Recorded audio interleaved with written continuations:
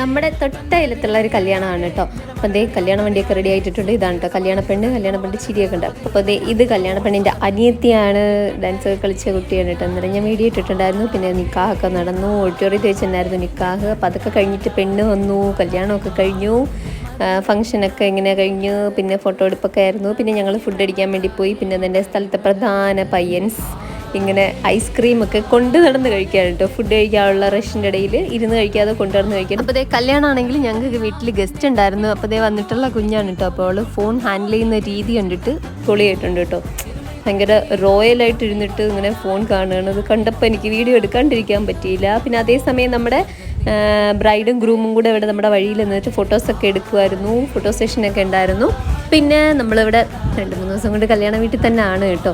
ഇനി പെണ്ണും ചെക്കനും കൂടെ പെണ്ണിൻ്റെ വീട്ടിലേക്ക് പോകണം. അപ്പം ബാങ്ക് കേൾക്കുന്നതുകൊണ്ട് അവരിങ്ങനെ നിൽക്കുകയാണ് കേട്ടോ. ബാങ്ക് കേട്ട് കഴിഞ്ഞപ്പോഴത്തേക്ക് അവരിറങ്ങി.